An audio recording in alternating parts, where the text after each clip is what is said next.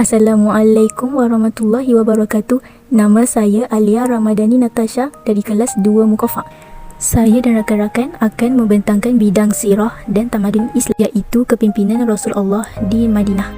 Pemerintahan kerajaan Islam yang pertama di dunia bermula di Madinah. Rasulullah telah membina asas negara Islam Madinah yang kuat dengan cara bina masjid, mempersaudarakan Muhajirin dengan Ansar, menggubal piagam Madinah dan membina pusat perniagaan.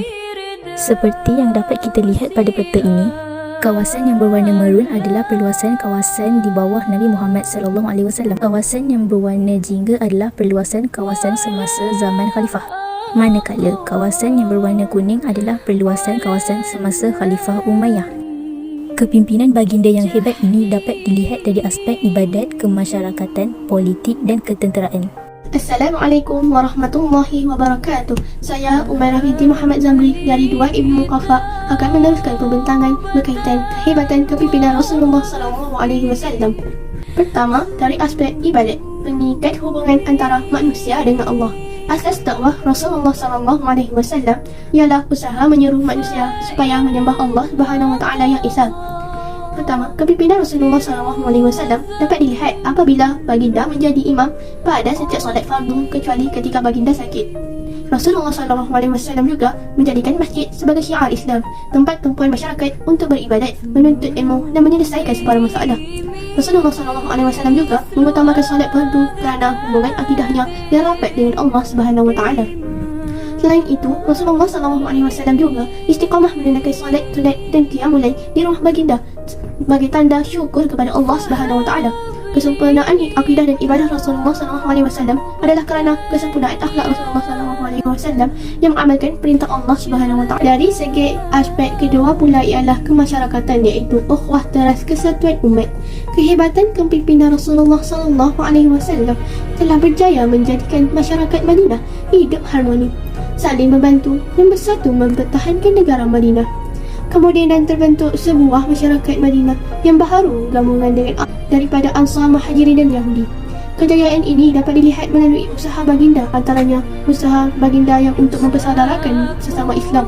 Rasulullah SAW mempersaudarakan Muhajirin dan Ansar dalam ikatan Islam. Setiap orang Ansar mengambil seorang Muhajirin sebagai saudaranya serta berjanji untuk membantunya. Orang Ansar memberikan pelbagai bantuan seperti tempat tinggal dan hartanah.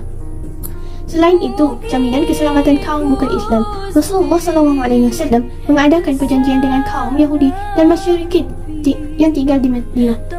Mereka perlu bersama-sama menjaga keselamatan dan keamanan Madinah. Hak kemasyarakatan ini, kebajikan mereka dijaga dan tidak diceroboh. Pada aspek kedua pula ialah kemasyarakatan, iaitu ukhuwah teras kesatuan umat. Kehebatan kepimpinan Rasulullah SAW telah berjaya menjadikan masyarakat Madinah hidup harmoni, saling membantu dan bersatu mempertahankan negara Madinah. Kemudian terbentuk sebuah masyarakat Madinah yang baharu bergabungan daripada Ansar, Muhajirin dan Yahudi. Kejayaan ini dapat dilihat melalui usaha baginda, antaranya pertama, persaudaraan sesama Islam. Rasulullah SAW mempersaudarakan Muhajirin dan Ansar dalam ikatan Islam. Setiap orang Ansar mengambil seorang Muhajirin sebagai saudaranya serta berjanji untuk membantunya. Orang Ansar memberikan pelbagai bentuk. Dari aspek ketiga pula ialah politik, memacu kestabilan negara. Rasulullah SAW bijak menjaga keamanan dan kestabilan negara Madinah. Strategi politik baginda seperti berikut. Pertama, hubungan dalaman. Rasulullah SAW mengubah piagam Madinah, iaitu perlembagaan negara Madinah secara bertulis. Piagam ini dibina atas dasar tanggungjawab dan keadilan untuk memastikan hak setiap individu yang mematuhi piagam ini terpelihara. Rasulullah SAW mengamalkan konsep syura dalam pemerintahan. Baginda sentiasa berbincang dengan para sahabat, meminta pandangan dan menetapkan keputusan secara bersama. Dari segi hubungan luaran pula, Rasulullah SAW mengadakan perundingan dengan sebanyak mungkin kabilah Arab di sekitar Madinah.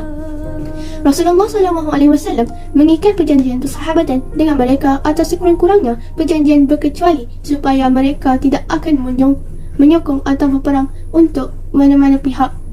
Rasulullah SAW sangat patuh kepada syarat-syarat perjanjian tersebut.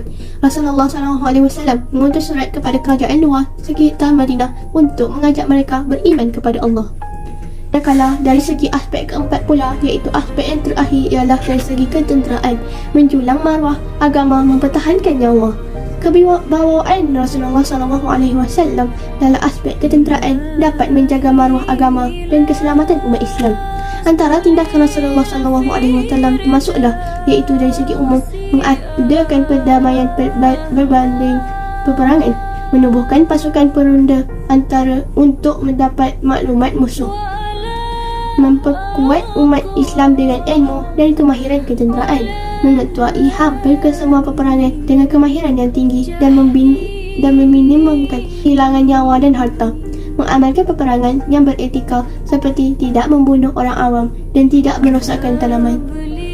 Seterusnya, dari segi strategi peperangan, berbagai strategi peperangan untuk mengelirukan musuh, bergerak secara rahsia dan pantas sehingga tidak memberi peluang kepada musuh untuk menyerang balasan dan akhirnya musuh menyerah atau melarikan diri, melancarkan serangan psikologi untuk melimahkan semangat musuh dan dapat mengelakkan pertumpahan darah, tidak panik walaupun berada dalam situasi genting, malah terus bangkit menyusun strategi baharu. Nama saya Raja Nur Adila Fariha binti Raja Syariki daripada kelas 2 Mukofa. Iktibar daripada kepimpinan Rasulullah SAW dari segi ibadah, mengajak anggota keluarga dan rakan bersama-sama untuk membudayakan ibadah dalam kehidupan kerana ketaatan kepada Allah SWT. Menyemarakan masjid dengan menyertai aktiviti masjid seperti solat berjemaah dan majlis ilmu. Dari segi kemasyarakatan pula, menyertai dan menggerakkan aktiviti kemasyarakatan dan kesukarelawan seperti gotong royong dan kenduri kendara, memelihara hubungan baik dan bantu membantu sesama rakan tanpa mengira kaum dan agama, melibatkan diri dalam aktiviti ekonomi setempat seperti koperasi sekolah dan keusahawanan kecil. Dari segi politik pula, berdisiplin dan mematuhi peraturan yang ditetapkan selagi tidak bercanggah dengan syariat Islam, menyumbangkan idea untuk pembangunan kelab atau persatuan yang disertai, tidak bersubahat dengan perlakuan jahat yang boleh memudaratkan diri, masyarakat, agama dan negara.